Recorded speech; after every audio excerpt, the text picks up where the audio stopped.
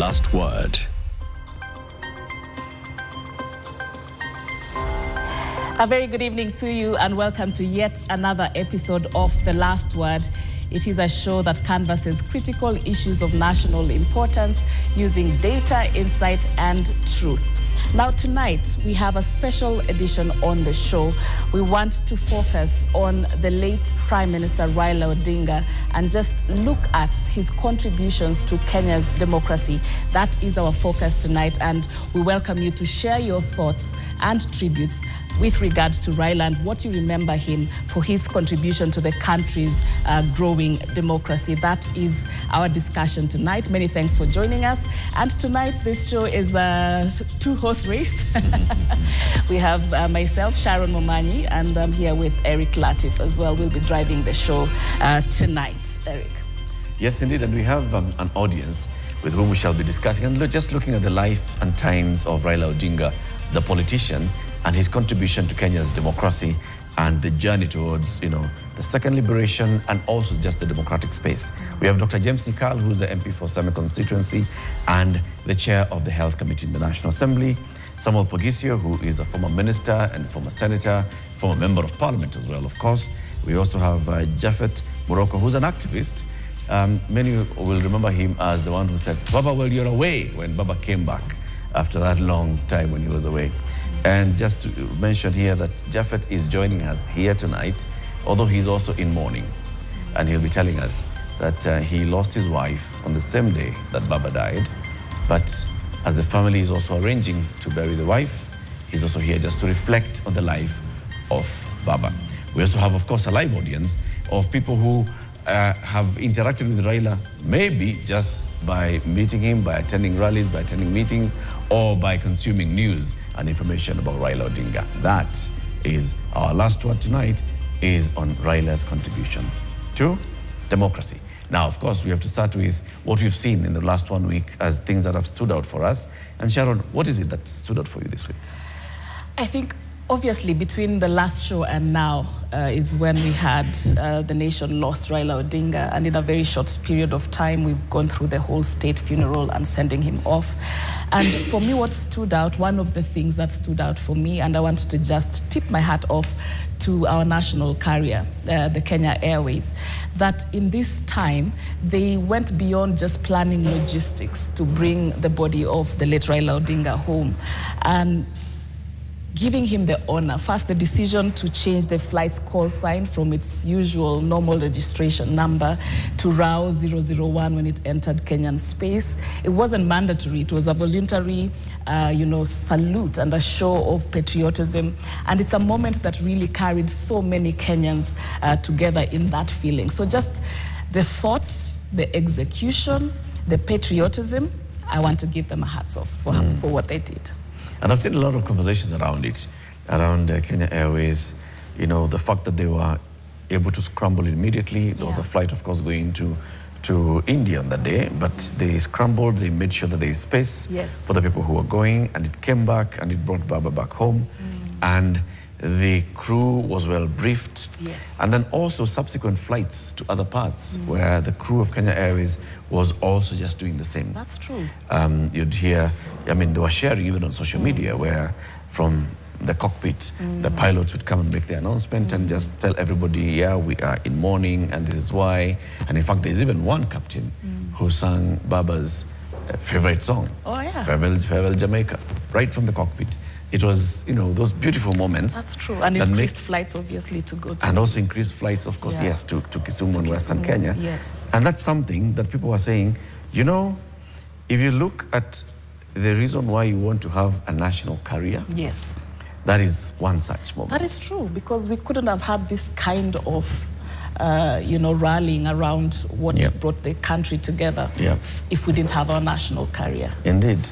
And I am sure when we get to speak to people who are on that flight, either those who left and in the delegation to go and bring Baba back home, they will tell you that the moment they were all seated and it was time for the plane to start reversing, to start taxiing off to get to the runway, when they play that jingle, the Kenya Airways jingle, as they're making that safety announcement, it is a moment that everywhere. You just feel it. That is true. I am sure when you get to start speaking to the people who were there, they will remember that moment, because I remember during the COVID period and the pandemic, when KQ was doing those flights to bring people back home. So the whole world is shutting down, and people are just scrambling to just go back home, because you're in a foreign country, you're a student, you're working there, you had visited, and you just want to go back home, and Kenya Airways is actually availing those flights. And that jingle is... And they all say... It just feels like you home. have just gotten onto the flight, and you're seated, and they start playing the jingle. And then the flight attendant starts speaking to you. Jambo, karibu to Kenya Airways. People started crying. Yeah. Because it makes you feel like you're already at home. Yeah. You've already overcome. Yes. Yeah, it's like a warm hug. Yes. From a parent. Yes, indeed. Yeah. We have members of the audience also who have things that they'd like to reflect on. We'll start from right here. You can tell us your name and what is it that's your hot button for this week. My name is Kevin Bogo.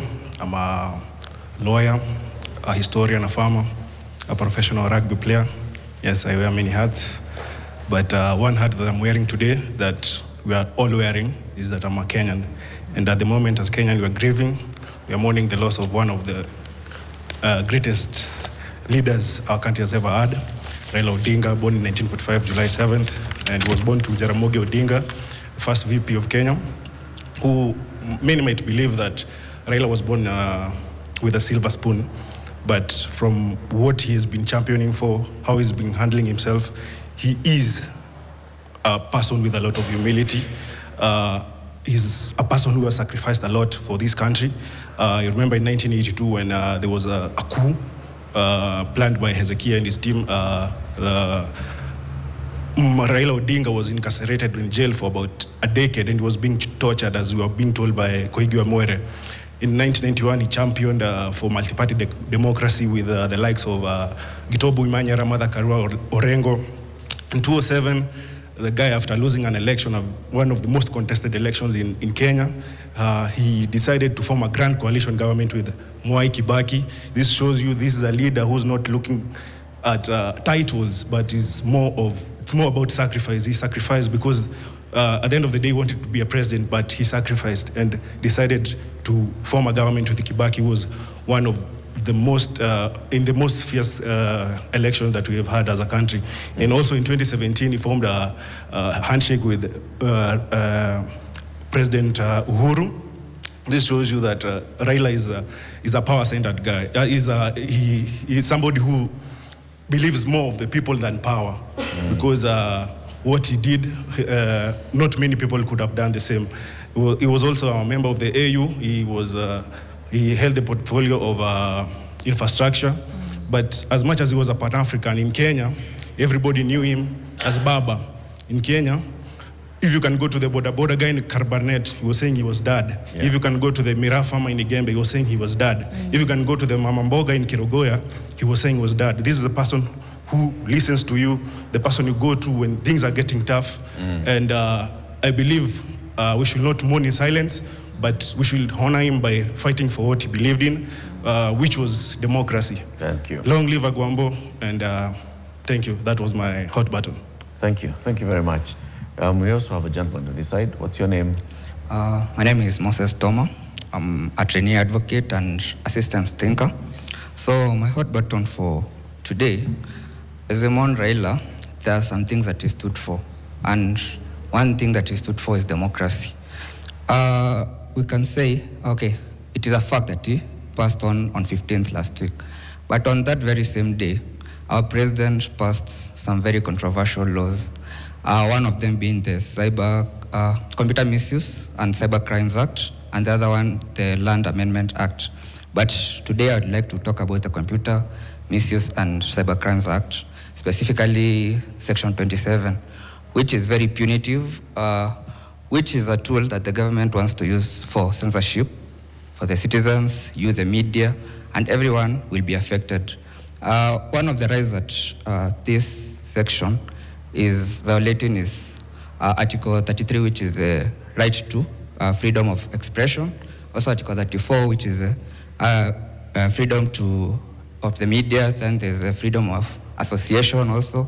Then there's also the right to fair administrative action, because you see that the NCCC will have the power to arrest you because of the powers that have been given by this new Amendment Act, and also the right to a fair hearing. So, as we remember Raila, we also want to remember the things that he stood for, and this censorship is detrimental to our democracy. So, thank you. Thank you very much. You've interacted with this particular bill. Yes. The one that was in Parliament. Yes. The one that was assented to recently. Yeah. Did you raise any concerns when it was going through Parliament? Yeah, there were. Okay, personally I did not raise, but I know people who raised during when it was going through the Parliament. But you will find that most of those things that were raised were not taken into consideration. So sometimes you wonder if our MPs really listen to whatever we are telling us. So yeah, you can see where we are.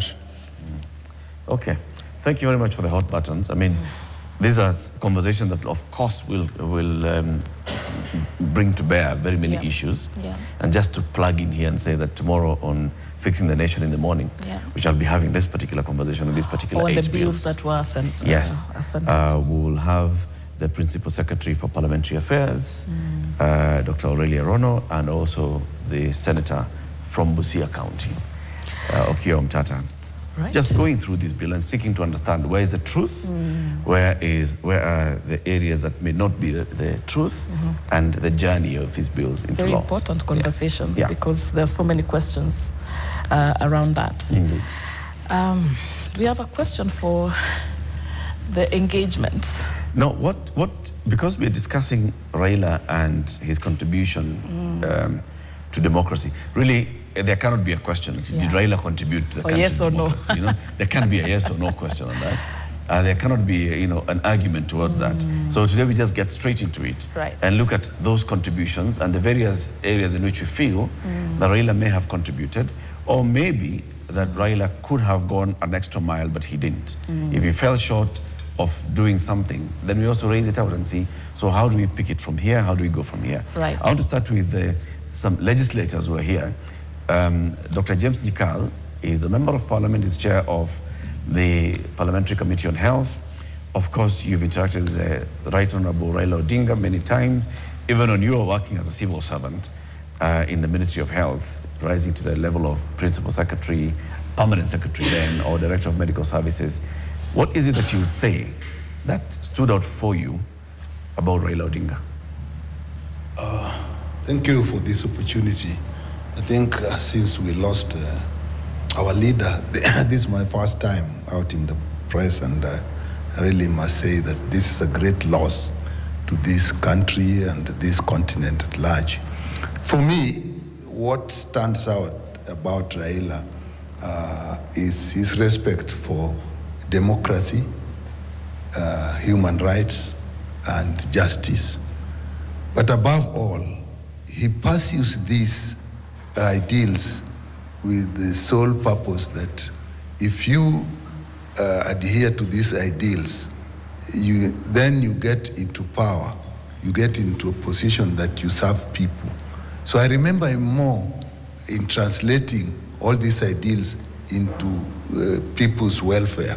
Because if I go back even before I actually came into government, when I was chair of Kenya Medical Association, and we started a housing cooperative. I mean, the doctors went on strike because they were not housed and so things like that. So we started a housing cooperative, and he was very supportive, and he launched the houses we were doing in Langata, and he was really supportive, and he said this is something that should be encouraged, issue of housing. Then he later on actually started improving the housing in Kibera. So when he believed in something, you saw it. And then later, when there were, I think 97, there were a lot of floods, and South Sea and Mukuru Kwanjenga were really affected. I remember him, actually, I was living in South Sea then, I was a member of the neighborhood association, and he walked with us, sometimes in rain, to actually see how and why there were floods in South Sea. And he actually discerned that actually it is the construction next to Wilson Airport that actually blocked the drainage of the whole area into the river that goes through Mukuru and across to Athi River. So he always did those. And then I also remember in 2002, this is very remarkable, that even before that, there was a big crisis when there was Ford Kenya, and Ford Kenya split, and there was a difference between him and Honorable Wamalwa. And the issue was about the golden bag and the gold. And remember, Honorable Wamalwa had actually indicated that the evidence that was available indicated that Patni should be paid, that there was actually gold. But we was in the medical association, and we then called him also. And he says it's very simple about this matter. If there is so much gold in Kenya, we just want to know where it is being mined. And he said in South Africa, where there's gold, you see these gold dust mountains. In Kenya, where are those gold dust mountains? So he then just said, this is a perfect collusion. Because in a perfect collusion, all the papers you are looking for will be there. Because everybody has agreed. But he just asked them two questions. Where is the gold dust? And I remember him saying that if this much gold is mined in Kenya, the gold dust mountain should be so big that if you're in Kericho, you can see it in Nairobi. Then he said, can you show us the factory where the gold was actually being processed? And he amused us by saying that the day they decided, the day he was away to go and show the group the factory, when they came back, now people didn't want to show him, said, you didn't come, so you can't see the factory. Obviously, there was no factory. So I started seeing that he actually meant well. All these ideals, his main purpose was basically to get a government that delivers for the people. And then remember when he was in the Ministry of Roads, all these roads, we were talking of infrastructure. All these bypasses, southern bypass, northern bypass, eastern bypass, actually these were his ideas. Later on when they were in the coalition government. And remember, in the coalition government, I was now at DMS, and I remember 2007, how people really died. I was probably the only civil servant that could move across the country, because as a medical person, we had to go to all these IDP camps and look at where the bodies had died. We were using Red Cross. You couldn't use government vehicles. People didn't want to see them. So suddenly said, if Kenya is going this way, it's going to get into an agreement. Again, a major change. And then they went into a coalition government. And when they were in the coalition government, this infrastructure thing, even the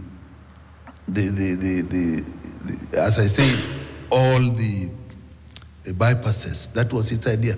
Even this expressway, I remember we were calling it double decker. The idea was, he said, now, the amount of time it takes between the airport and the CBD, one of the PSS had to actually work out the cost, and it turned out that the loss was enormous in terms of the fuel use. So he said, we'll have this road. It was to be widened, but there was no space.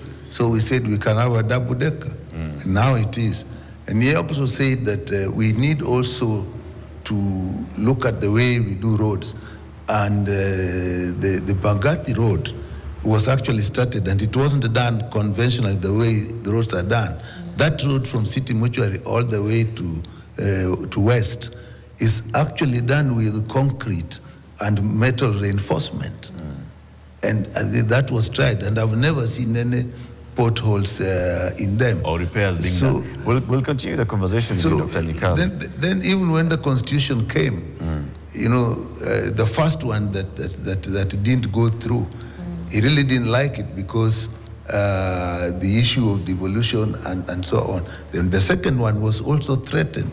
I remember as PSS, we were actually sent out, and you go and tell people the truth, explain to them what this constitution will mean, particularly with the devolution, and if the money comes to the people. So he had always these ideas that how things should be done, but it always turned out that it must improve the welfare of the people. So to me, it is the one area where I see ideology, ideals being translated into the welfare of the people. Because you can be an ideologue, but people are suffering. Yep. He doesn't serve anything. I think there he was different from many people who have fought many of these wars, social wars, and even this thing of social protection. You know, the cash transfers that we did, those were our permanent secretary. Yeah. He was his idea. I think he went to India, and then later on we were sent to Brazil to see what cash transfers were being done under President Lula. And we came and the cash transfers are there. And we even tried cash transfer in... Let's come anyway, back. there's so much. There's a lot, I'm There's sure. a lot. I mean, if we start with you, we would spend many hours with interesting stories of what exactly we saw with Raila Odinga. And Sharon, like Dr. is saying, if you look at all those things, because we're looking at democracy through the eyes of Raila Odinga. Yes. In all these days, there's leadership, but then there's also the aspect of democracy of promoting different ideas, being surfaced, and then the best ideas being canvassed among people. Did you pick that out? Yes, I did. And that, I think even as Mheshimiwa has just said, that Raila always spoke for the masses, for the many people, particularly to do with barriers, economic barriers, and lack of access. Being the people's president, I think that remained constant in what he spoke for, just putting first the ideas and the welfare, particularly of the masses. And speaking of democracy, I wanted to take us back to the foundation, and one of the founding ways, that Raila started, his fight for democracy in Kenya was the fight for multi-partyism in the country. And this is where I want to bring in Honorable Pogisio to just talk to us. You have the advantage of having had time and being in legislation even before. What was it like? What was Parliament like before 1991? And what were the internal struggles at the time with all this political activism happening, and what essentially then became the specific role that Odinga's defiance played? Thank you, and that's a long time to speak about. I mean, most of the people here will not understand that I came here to Nairobi and to Parliament in 1988, preceding 1991 for sure. And the Parliament was designed in such a way that elected members of Parliament were servants of the state, servants of the people. The salary that I started with was 10,000 shillings for a member of Parliament. A member of Parliament could not afford to stay in a hotel of any level, not even, what do you call them? 5 stars. 3 star, could not even stay in the 3 star. There was no money for that. We used to stay in the lodging and boarding level. And if you are wise enough, you'd only be there for Tuesday, Wednesday, Thursday, and you run home to your constituency. That's better. So I'm just saying that the idea of service started in the Legico days. And then we moved on to the time now when it started thinking about how we pay members of Parliament.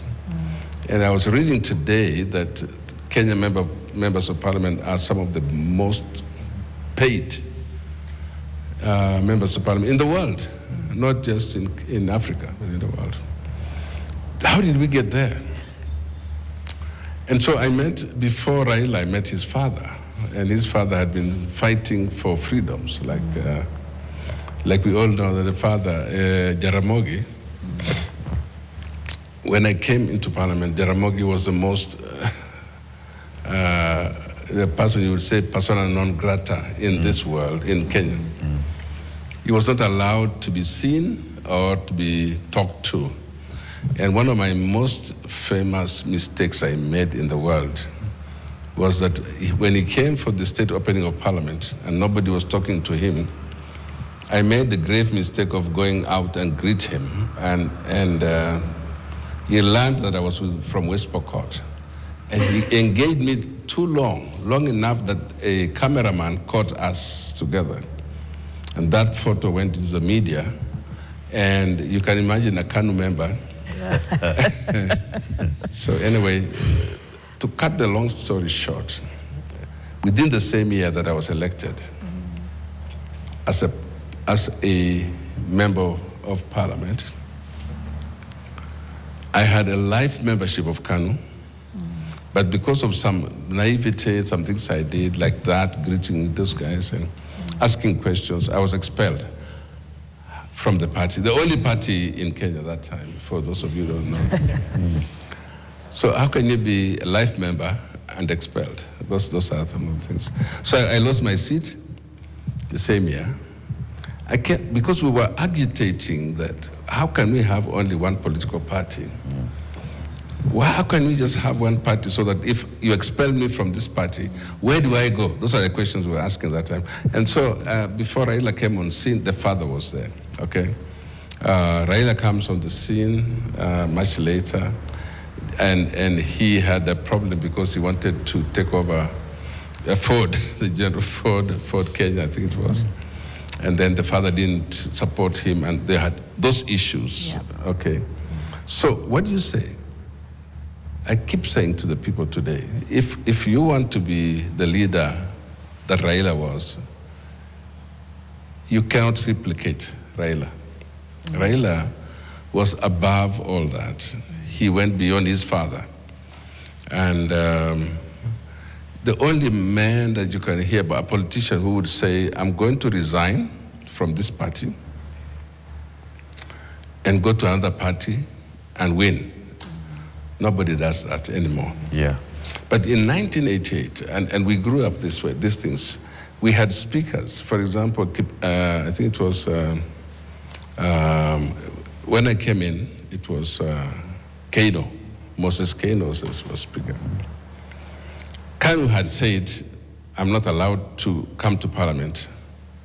And we had a speaker like Kano who would say to the registrar that time, or the government printer, you must print what was in the results. And I got into parliament because of people like that, Moses Kano. So I'm just saying that Raila came onto the scene being a guy who has gone through the worst, I think, torture you can talk about. When he was imprisoned for 7 years, whatever it was, tortured, and he was in isolation, whatever. He came out, and I keep saying, anybody who can come out of the prison that time, it must be somebody special. The jailers of those days were not like the jailers of today. They nearly took off his eye. They actually deliberately wanted to remove his eyes. He survived. If anybody spoke about the Nyayo torture chambers, and you came out alive out of those things, Koigi Wamere speaks about those things. So what are we saying? The intention of the early constitution was that a member of parliament would serve his people for 3 days in Nairobi and go home and serve his people in the constituency and come back. There was no wealth associated with being a member of parliament. There was no wealth. And you had to fight for the people more than for yourself. But after a while, we started moving our salaries up and up and up until now we are some of the most paid members of parliament. Yeah. So you can imagine then come this young man, Raila, studied in Germany. He comes to teach at the University of Nairobi, And then he decides he's not going for a rural constituency in Nyanza, but he's going to be here in Nairobi. And he became the most loved politician. He comes into my party, which was KANU. He comes into KANU to join KANU and then leaves it in a shell. He comes, and then when he walks out, he walks with everybody. Yeah. I don't think it's a kind of guest you would like to have at home, because he comes home. He came to KANU when he was not happy with KANU, and he walked away. Everybody followed him, and KANU was left with a shell. And when Uhuru was trying to run for president, KANU was already a shell. It was already a shell. So I'm just saying that what are we talking about? This is a man who started his life by surrender, by sacrifice. And he would decide sacrifice in the sense that he would say, I'm not in that group, I'm going to resign, run again, and then, but more he realized that Raila would be very important in KANU. I was the master of ceremony at the merger of Raila's party and KANU. And we had to lose people. Can you imagine creating, Kina Kamodo were there, Secretary General for many years, Kina George Saitoti, and Raila comes in, and we have to propose him to be the Secretary General of KANU. And what happens, the old people were there. So we are just saying that if you guys understand the sacrifice Raila did from the beginning, you grew him into a Baba, a man who everybody calls father, because he was a serious politician. Today, you can say he won elections, never became president, and one headline said, the president we never had, because many times he would be a very tough contestant. Close enough. He lost, not because he lost, but because it was lost, okay? So I'm just saying basically that I've known him for all those years. He became a good friend of mine, a very close friend. We associated ourselves with what we'd call, probably, we didn't agree with everything everybody went to. I was expelled from KANU. And why was I expelled? Because I asked questions. Raila was always asking questions. He was constantly why? Asking the why. Yeah, he was asking questions. And we'll talk now people who have not been in parliament, have not been in positions of leadership, and people who have just, seen Raila from the news, reading from Raila's past or Raila's, immediate past and what he was doing in politics. Recent history. And just seeking to understand, is that how people actually understood him? Before Wednesday last week, did people see Raila for that? Or did people see Raila for something different? I think we have a gentleman here with a mic, and then you'll pass it on to the lady behind. Before Wednesday last week, did you see democracy and see Raila in the same WhatsApp group? And to me, let me just say something before I continue.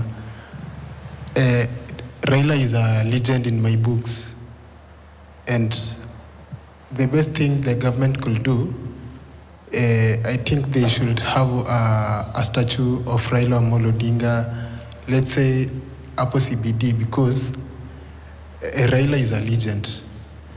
And to me, I grew up and I found that man in politics.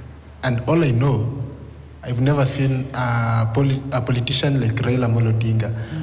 And just yesterday, I witnessed something, and all I can say is Raila ever won elections and never became the president.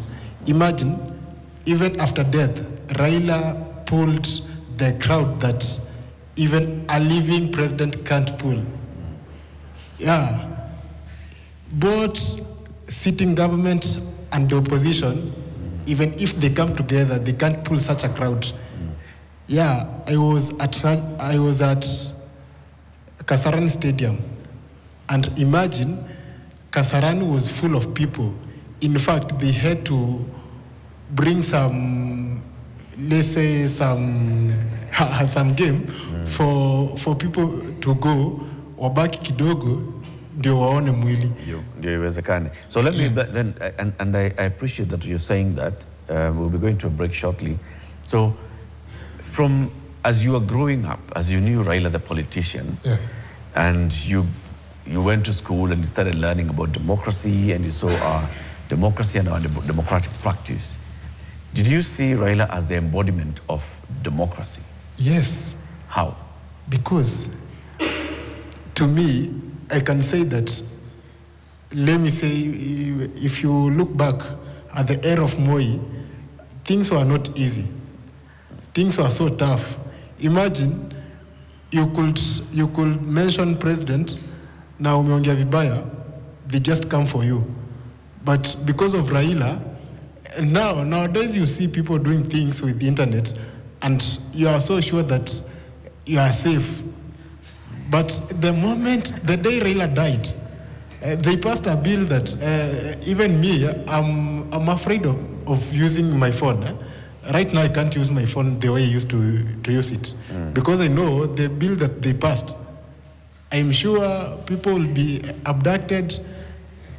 People will be abducted. You're sure? Yeah, I'm so sure people will be abducted. People will be grabbed their lands, because imagine, now the government has that right of grabbing your land. And there is that bill of freedom of expression. I can't express myself the way I used to express myself. What's your source of information here? Internet. Okay. Let's take a look. I think we're going to have to tune into tomorrow's Fixing the Nation so that we understand that bill. Let's take a break and then we come back and continue with the conversation. As you're watching us on internet or on TV, this is The Last Word. And today we are looking at democracy through the lenses and the eyes of the late Right Honorable Raila Odinga, whom this is the penultimate day of national mourning. And so we come back and we hear from more of our members of our audience. What is it that you would associate directly with Raila and democracy? What aspect of it, of democracy it is? Back in a moment.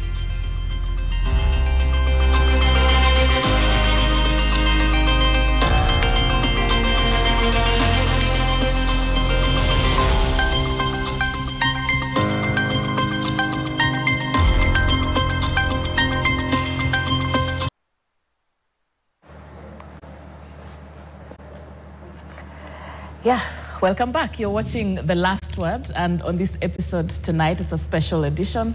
We are reflecting on the late Right Honorable Raila Odinga's contribution to the state of democracy in the country, and just paying tribute, and everyone just sharing what they remember in these aspects. And I think right now we want to hear from Japheth. Japheth, who we know to have coined that phrase, Baba while you are away. And also, I know that in the last week, at the same time, you also are grieving. Maybe you can tell us a bit about that and how you're able to master the strength to join us for this conversation. Asante sana, my sister. Kwa majina ni Moroko M. Japheth, mzaliwa wa Meru, Ikembe kule kwa Miraa. But I'm based in Nairobi. I'm a businessman, an innovator, one of the serious innovators on earth, and a manufacturer. And also, I'm the president of illiterate people in the whole world. And again, I'm a president of Ngilowo Miraa Dealers Network. Na ya mwisho, mimi ni mjukuu wa Mwomo freedom fighter Musa Mwariama Tokere wa second in command from Ndenda Kimathi wa Siuri, ambaye aliniambia akuona babu ya kazagwa kwa vita ya Mau Mau.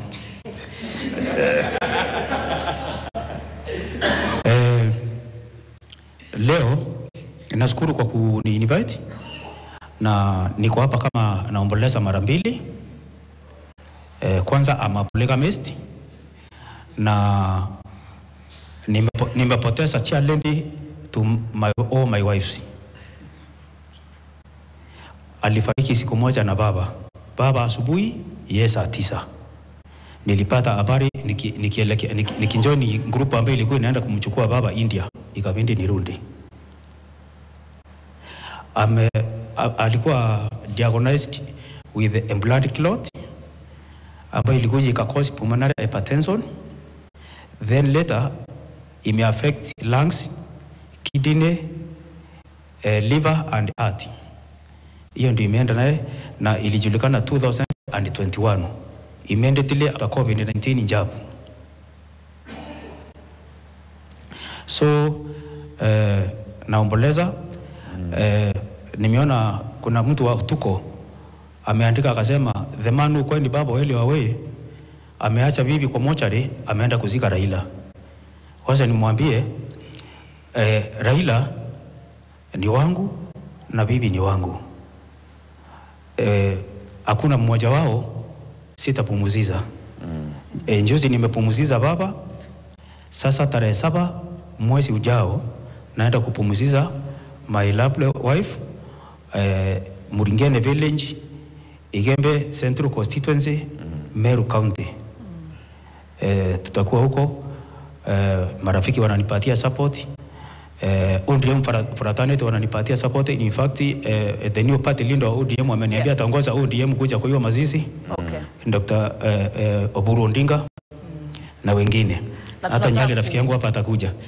Sasa nikirudi kwa upande wa Raila, mimi nataka nizungumzie Raila tofauti na politician mwenye mnazungumzia, kwa sababu mimi nimeinteract naye mara mbili kwa politics na nimeinteract naye kwa biashara. Raila ni mwanabiashara mashuhuri ambaye watu hawajaijua, na wakizungumzia Raila upande wa biashara wanaguza tu mambo ya Spectre International, mambo ya mafuta. Ni sawa, lakini Raila ako na biashara mingi sana. Kama mimi, Raila he was my business associate.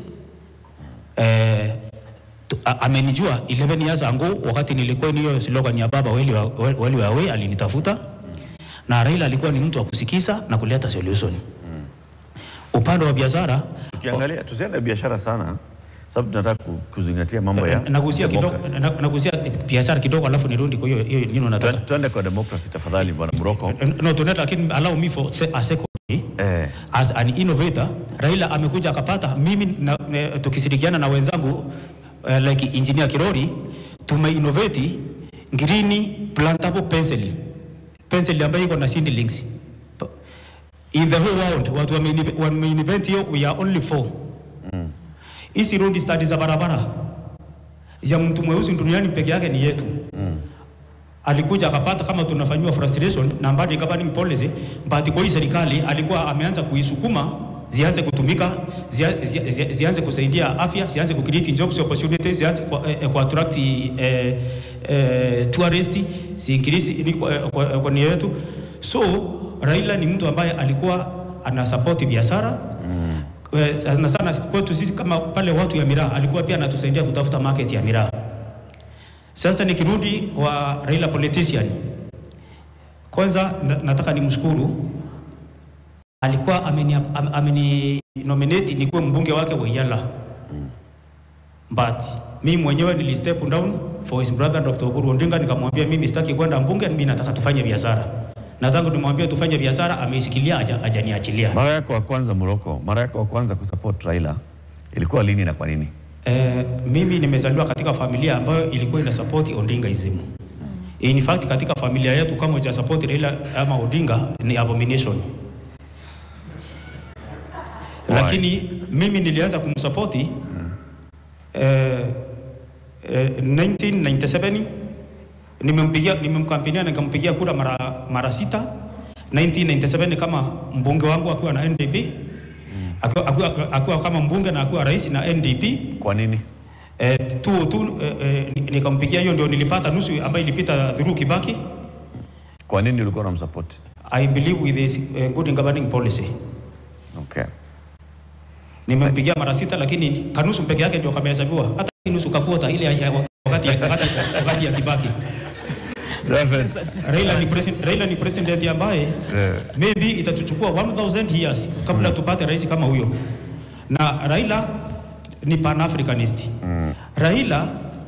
Raila alikuwa anataka Afrika tujileverage economically. Na kwa sababu unajua utajiri wa dunia iko mahali mbili. Utajiri wa dunia iko kwa mchanga through minerals na agriculture. Utajiri number 2 ni upstairs, innovation or value addition. So Raila hakuwa anataka tuwe tuna export our products as a raw material. Alikuwa anataka kwanza tufanye value addition ndio create jobs opportunities hapa, ipate bei mzuri, iweze kusaidia hata innovations na vitu zingine kama hizo. So asante Jafet.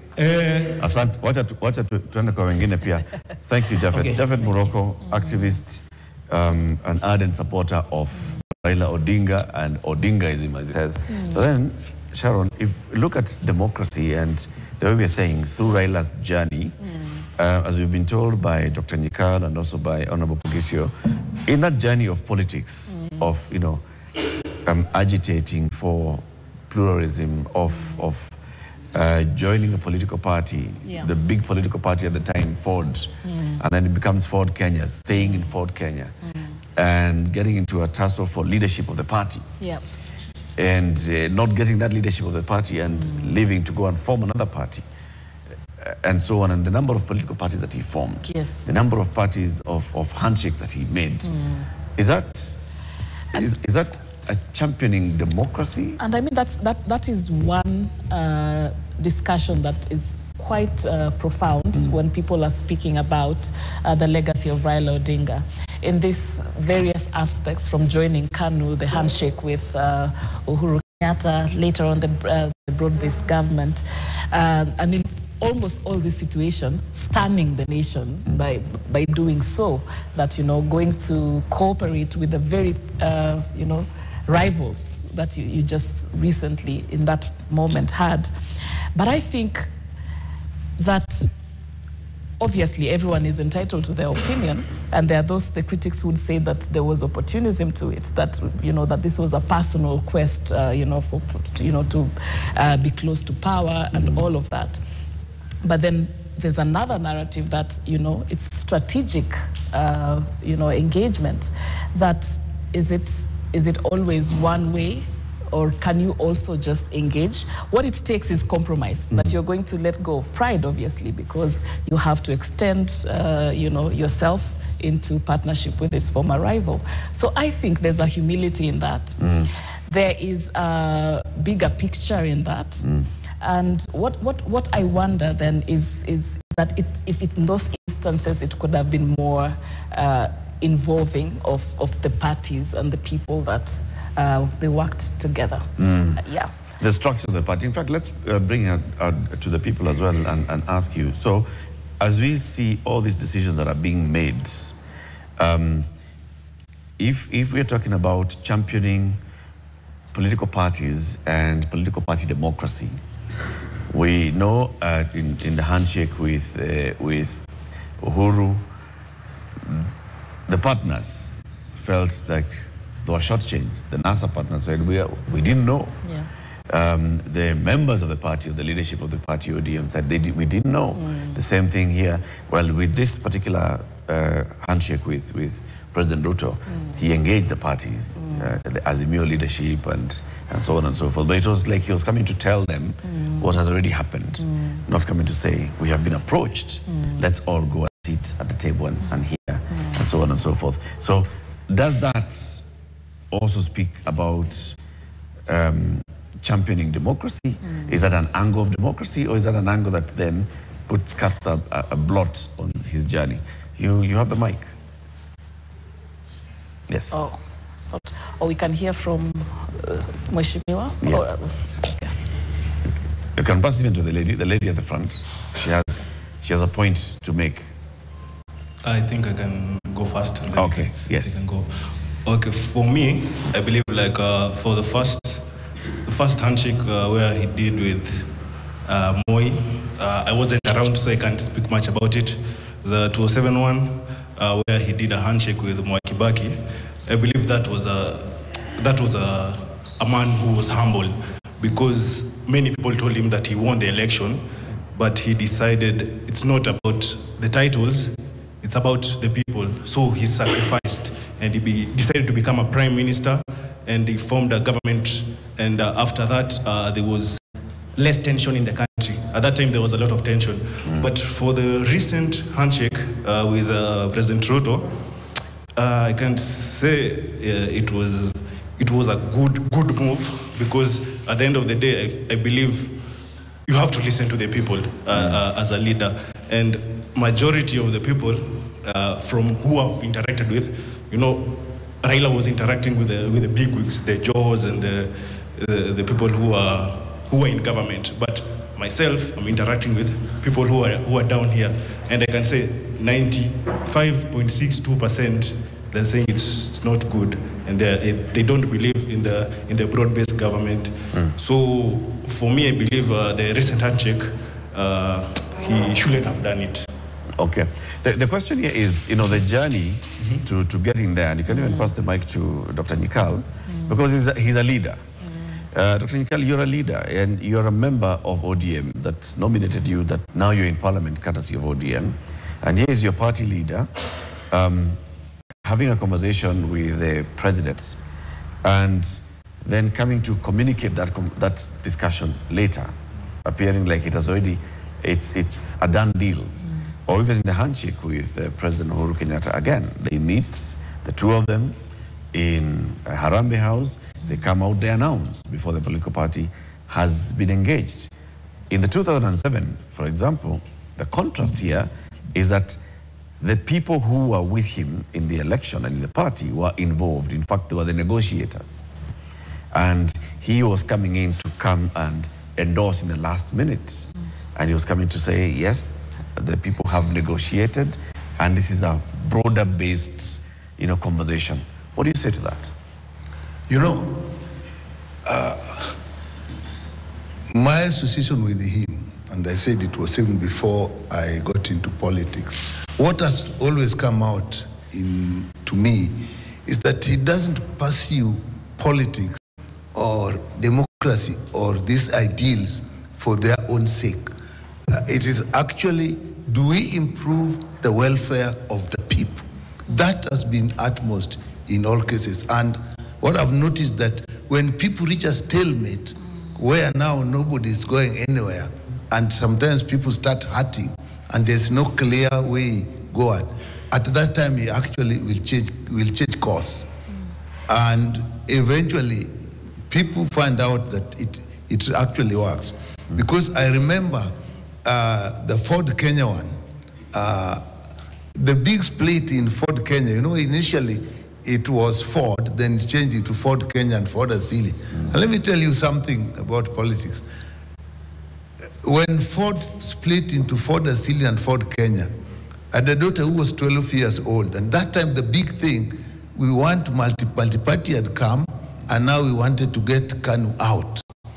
And it was Ford Kenya that was going to get KANU out. And when it split into Ford Kenya and Ford Asili, my 12-year-old girl was watching TV and said, oh, now there are two Fords. Now Moya Merudi. And then the child went and played. Sasa Moya Amerudi. It was, you get to that point and then you realize there are things that are so obvious of the outcome, but because of ego and I must be the one, then people continue and lose out the game. So at that time, he actually decided to be in Ford Kenya. And Ford Kenya, the split came again between him and Honorable Wamalwa. And Goldenberg was actually a big part on that. And again, it was looking like Ford Kenya was now going to look a compromise. Then he actually decided to leave. And then there was a bit of a stalemate there. People were not going anywhere. And Moi was actually just entrenching himself in power. And I think Raila was even expelled from Ford Kenya at one point. And he was actually partyless. And suddenly, I think he came, was it LDP or NDP? The following day, he had a party known as LDP. and people moved. So suddenly there was another route that people could follow. So I think he was always looking for, if we are stuck here, what do we do that eventually will get us where we are? And then when they got there, and then now there was this, let me fast forward to 2002. Honorable Kiso may get this more than me. I was still treating children most of the time. Now, again, people were stuck. Who is going to be the candidate? I think it was Nyachai on one side and Raila, and at one time it was clear it was going to be Raila, and the country looked at a standstill. I think there was a meeting at the Intercontinental or Hilton, one of the two, where the people said, show us the way, come out of there today with one candidate. And come out with one candidate. And people were stuck. So suddenly, he goes to Uhuru Park and says Kibaki Tosha. And thing moved. And he actually campaigned very hard for Kibaki. Kibaki got an accident, and again, he was very involved. So he was looking at where does this take us. So they win. Solutions. He's providing leadership, basically. Yeah, he's providing leadership. Okay. Even the campaign of Kibaki, he was actually providing leadership. And then at that time, we come with the constitution, and he's not happy with the constitution. The constitution didn't provide the things they wanted. I think one of the biggest differences was actually on this thing of a devolution. I remember because that time we were trying to get Health Services Commission in, and the first that proposed constitution had it, and we were very happy. Then he turned down and said no, and he was in government, and he was a minister. So if you are saying that PAN is looking for his own, why would you jeopardize your position as minister, oppose the president, and then they were now looking for symbols, and then the one got an orange, and the other got, was it bananas? Yep. And then the orange group, it was the government, actually won.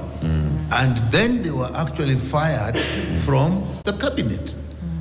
But still they wanted, then that is when they formed the Orange Democratic Movement. And even with Orange Democratic Movement, in the next election coming 2005, they realized they had to now form a coalition. And that is when NAC came. And so the way I see it always is that he's looking for a way forward. And many of the times, he would actually be more concerned with the welfare of the people. So when then they got the handshake, I can tell you, it was horrible. I think I saw most that many people saw. I moved from this town to Naivasha, and there were 2 IDP camps. I went to the hospital. We released dead bodies. Some were burnt beyond recognition. I went to Nakuru. Again, there were 2 IDP camps. One for people from Western, one for people from Central, seeking to go again. I went to Londiani. The hostel people just ran away to burnt forest. People, we were on a helicopter. You could see, come down and see people burning at the people's houses. The country was at a standstill. Then they go to Kulaguni and he says, okay, now we agree on coalition government. And things settled. And I think in after the next election of 2007, again, after the election, there were a lot of demonstrations. Now, actually, was involved in the demonstrations. And I remember after that, when he went away and he came back, the day we moved from the airport up to Uhuru Park, I think 28 people died. People died, yes. 28 people died. Yes. And actually, we went to the mortuary. I was in the mortuary with him when the bodies were being escorted. I actually saw him crying. He turned around, cried, and he then came and had the handshake with the Uhuru. And then things settled.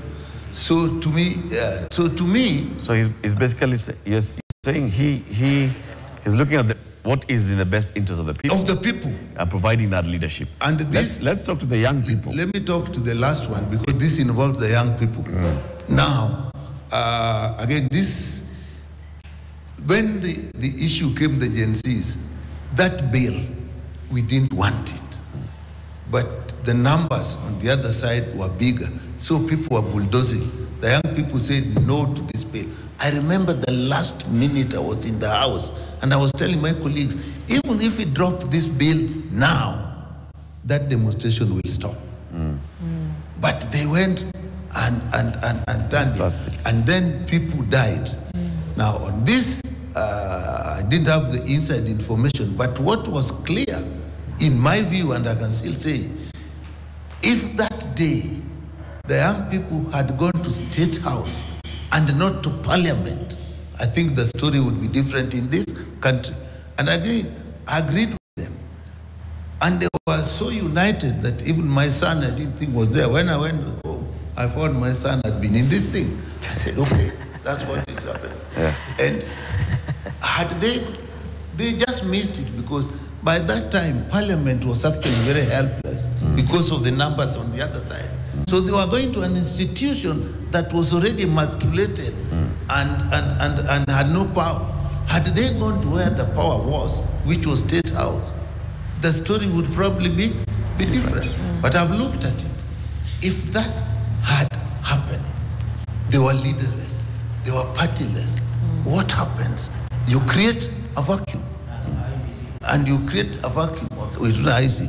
And that had happened in Sudan. That was not the youth, but that was the professionals. They actually went, the government was overthrown, and the army came in, and the army said they are going to work together with the professionals. You know where Sudan is. Yeah. So I think, again, personally, I still believe that changed things.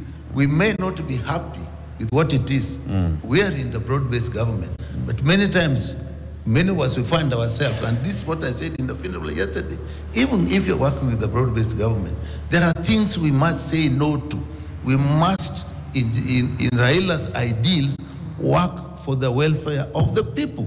That is why I wasn't keen to say, we're here forever. I mean, we haven't sat down and said we are going to be served forever. So let's go with the ideals that it is the welfare of the people. It's only for the best matter. interest of the people. You know, like now, you have seen what has happened in Nepal. Yeah. Again, it has gone to the army. We have seen what has happened in Madagascar.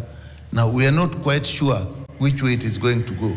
So for me, the only thing I'll say, this last thing is, it has given us chance.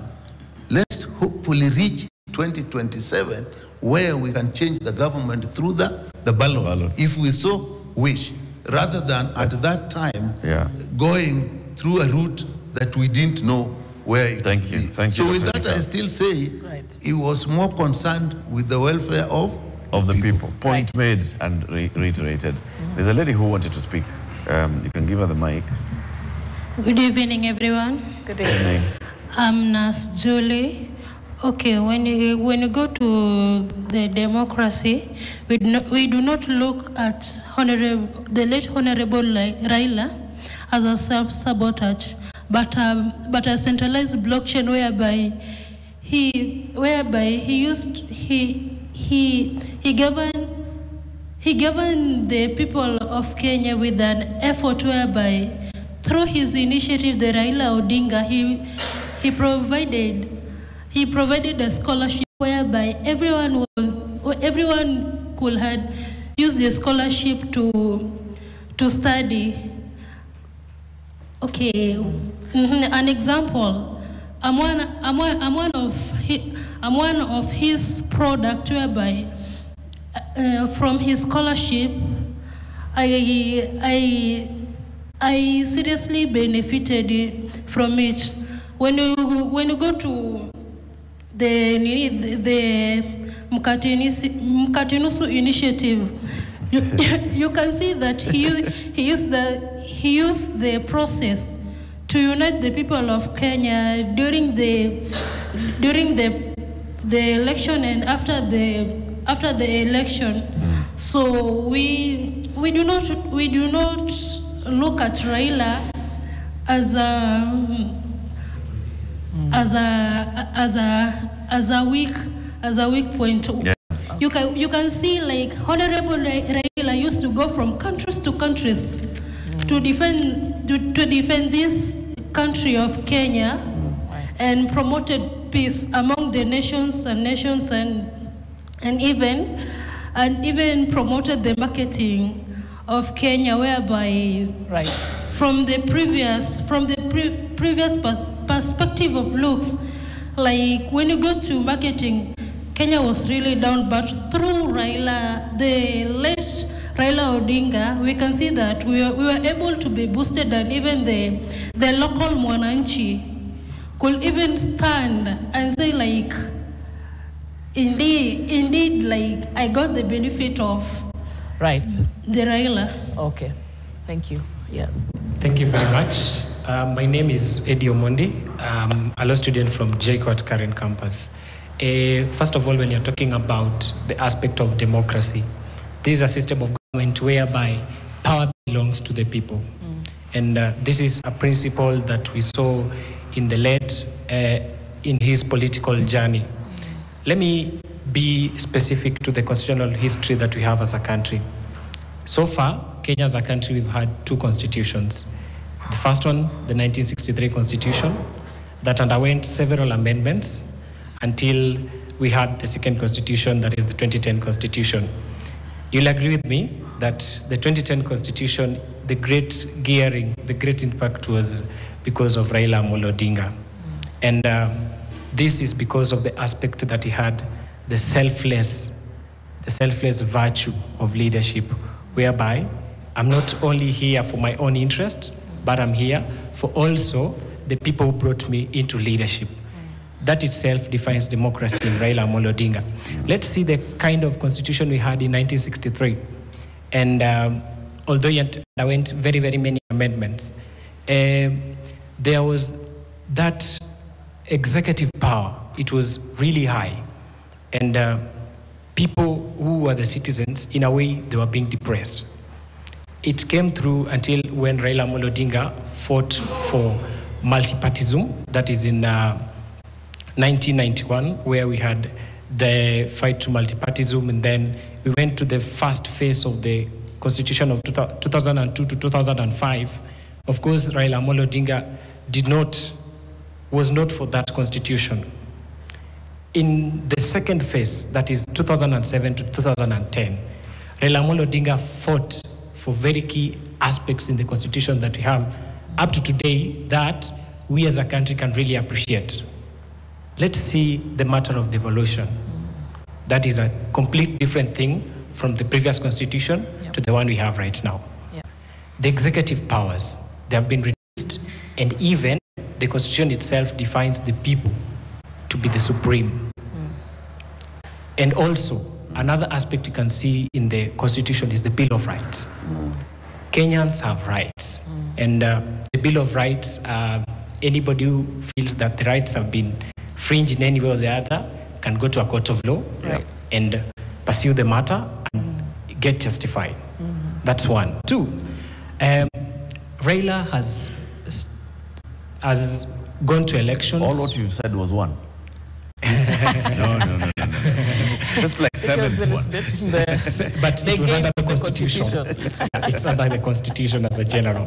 Okay, second one now is on Raila's been vying for the presidential post. We see maybe he loses, but thereafter we see him coming back, shaking hands with that person who is in power. What does that tell you about a leader? He has the people at his heart. He will see, yes, I lost, but see what has resulted from my loss. People are fighting. People are being killed. What should I do? The people are at my heart. Raila Odinga decides what? Let me go shake hands. We bring peace for the country to progress. This is someone who even went to prison for 7 years. Imagine after all that suffering, you still come back, you love your country, and you love your citizens. True. And this is something that even the upcoming leaders should embrace. We should see in them that aspect of selflessness. Thank you. And that is the Kenya we need forward. Thank you very much. Thank you. Jama has the mic at the back. My name is Peter Obada. Yeah, just please stand up. Okay, my name is Peter Obada. Anytime you think of being a leader, think of Kenya first before you think of being a leader of a certain community. Not my words, but the words of the late Prime Minister Raila Odinga. See, this is the person that had the interest of people at heart. He was pro-Article 1, all the people, always. When we draw back a bit to 2002, when Raila was leaving, was it Kanu, to join Kibaki, there was wrangles there. The team of Kinanyachai were there. I find that Raila was so futuristic.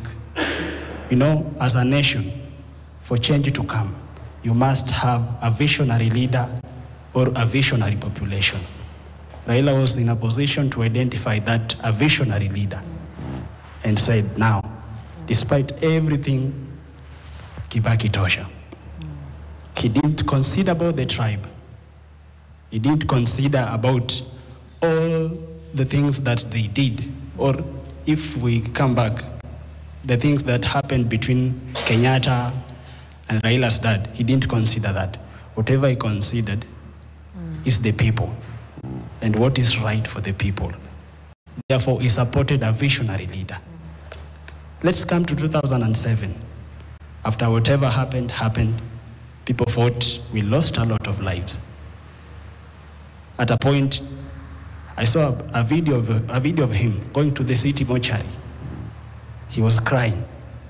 And by then, Miguna was telling him, anytime you go to the negotiating table, go there as a member of parliament for Langata, let Kibaki come as a member of parliament for Thai, so that we can start negotiating from there. But he overlooked that at a point and said, Kenya is bigger than I. Let's have a talk. And he agreed for nusu mkate.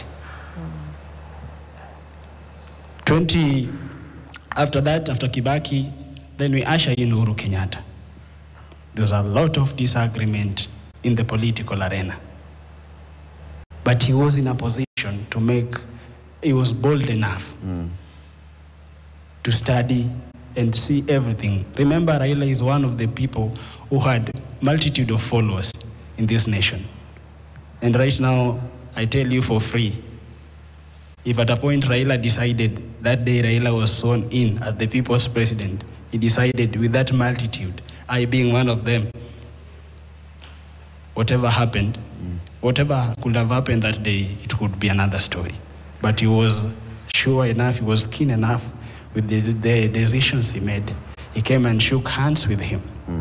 You see that before shaking of hands, there was a bit of political instability. Did you support the handshake at that point? The handshake between Raila and Uhuru Kenyatta? As somebody who was in Uhuru Park to witness the swearing in of Baba. Yes, and I supported the handshake. A few days later, he's shaking hands. Did you support it immediately? I supported the handshake. Immediately? Excuse me? On that day? Or no. Did it grow into you? No, on that day. Because I'm a kind of a person, before I judge something, sit back and analyze it. As a young person, what is the future of Kenya tomorrow? What does Kenya have for us? Because anytime Kenya goes down, we all go down. Why has he done it? And I've always come to conclusion Mzee was right. Yeah. So you gave him the benefit of the doubts? I really agreed with the handshake between Raila and Uhuru Kenyatta. Yeah, I really agreed with it. And now let's come to... I just want to cut it because let's not all repeat the same thing. We've all talked about the journey, and we are repeating the same journey in the same steps, right? So let's just pass on the mic to, because you've told us the journey up to that point. And please keep it because we should be we are running out of time now. Please keep it short.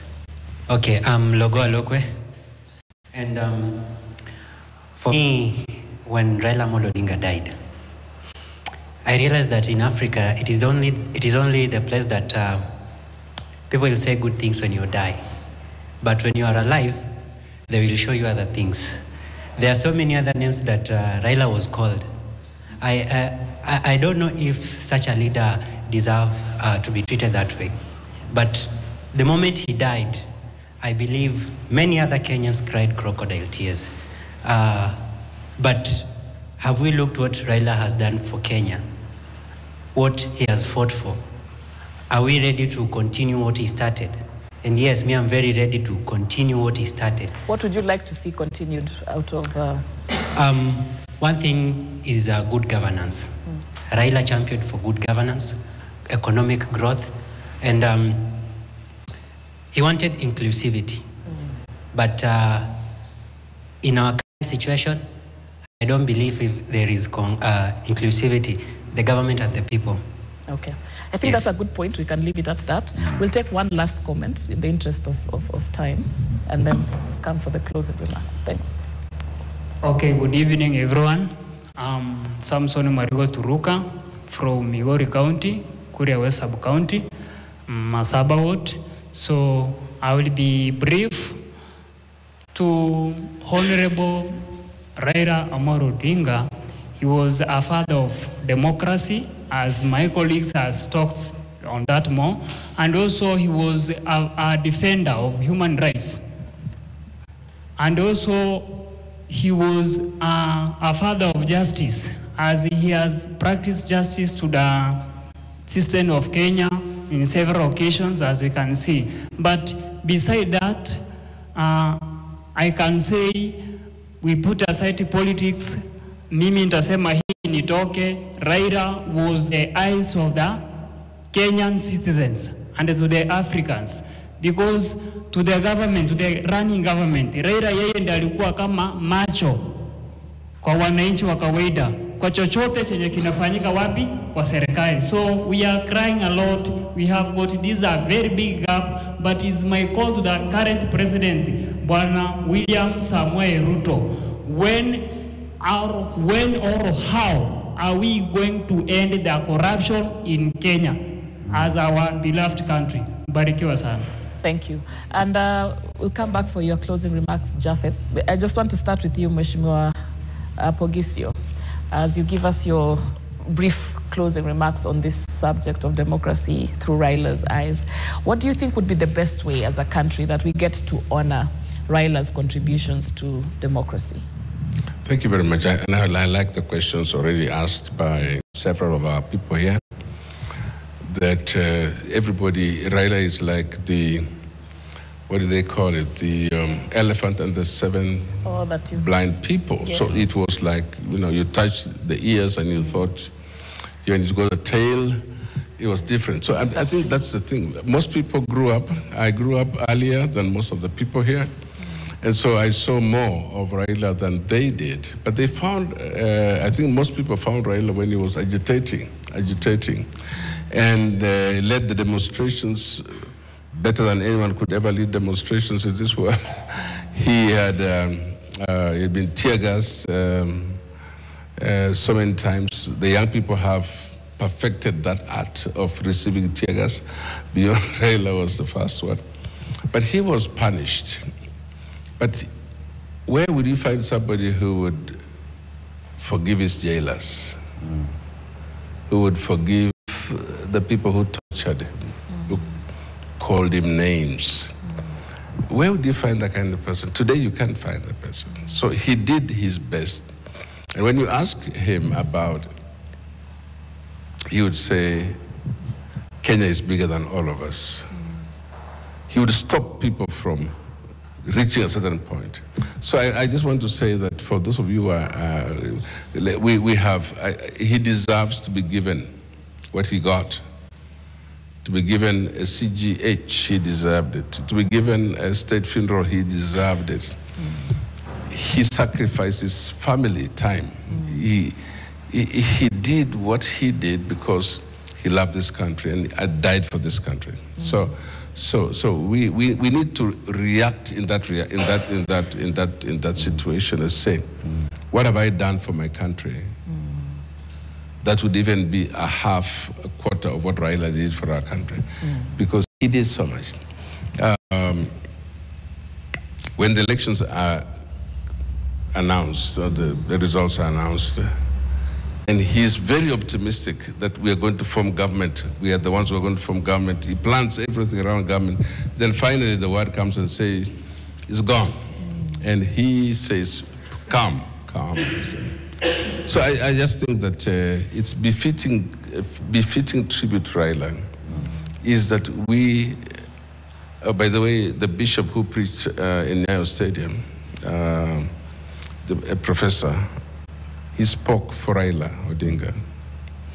And we don't have to go after him. I mean, this guy is just a mouthpiece. He spoke what God put in his mouth. I think I want to tell people that it was very gracious that the same professor, Kodia, who was the bishop of Bondo Diocese, allowed a burial to happen on a Sunday for the Anglican Church to do that. That's magnanimous. So, we need to know that he spoke what the legacy of Raila would have been. Corruption, tribalism, nationhood. And he said to the people, if you want to honor him, let's cut down on some of these things. Let's fight for what he stood for. What's the point of saying, for example, that we loved him, we cared for him, we wanted him to be this, and yet you don't want to do what he stood up for? What did he stand up for? He stood up for the Constitution. He's the father, they say, the father of devolution. They say he's the father of this and father of this. Anybody who wants to replace Raila Amolo Odinga must go backwards, not forward, not saying I want to become the leader of ODM. You cannot replace Raila Amolo Odinga. You must you must get back into yourself and say, what am I going to sacrifice? Who am I going to, what am I going to show that I have the energy to go beyond that? And I don't think there's any one person who can replace Raila Amolo Odinga. And I think that I just want to, Nyikal is here, he could probably do it. Dr. Nyikal. By the way, being the chairman of all the MPs, and he spoke very well at the funeral, I just congratulated him. There are people like him, there are other people who may never get this chance because we are fighting over each other and saying, who is going to replace Raila Amolo Odinga? Where is ODM going to be in the next few weeks? Those are questions we'll be asking. If you call us again in 2 weeks, we'll be able to answer that question. Where is ODM going to be? Who is going to be the leader of ODM? Maybe by that time, the current president will be the leader of ODM because, he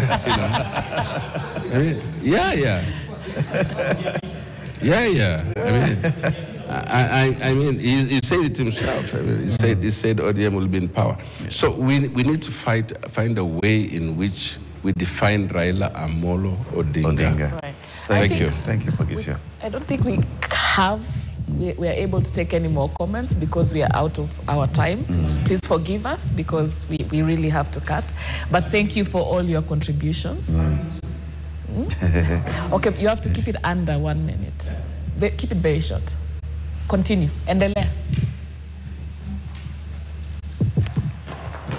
Okay, mimi kama mfuasi wa Raila, wakati angitandikwa coalition government, zile baadhi ya vitu ambazo alileta, moja ilikuwa ni silamu upgrading.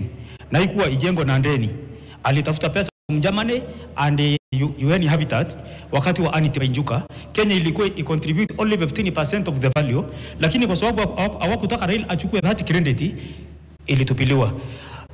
Hiyo wakati pia alicreate kitu ambayo inaitwa, kwa sababu global warming, kitu ambayo inaitwa climate change mitigation and adaptation, ambayo ilikuwa inaongozwa na Peter Odhengo mpaka leo iko. Kwa sababu alikuwa na kitu ambayo inaitwa local and international political goodwill. Mimi ningetaka Africa tuwe na teachings of Raila Odinga. Na my burning issue sio hizo. Mimi kama mfuasi wa baba nasumbuka sana tangu nitoka kwa mazizi ya baba, kwa sababu mimi sijaona ripoti ya postmortem. Kama mfuasi wa baba na wengine hatujaona ripoti ya kusema nini imepita na baba. Okay. I think that's the bad. Kitu ya pili, I'm not sure kama baba ako intact on all is body part. Na ya mwisho kabisa, kuna watu ambao hawangepewa majina bila meaning. Jina Raila inamaanisha Reliable African Intellectual Liberation Act. Amolo inamaanisha Institute Mobilization of Legislative Order.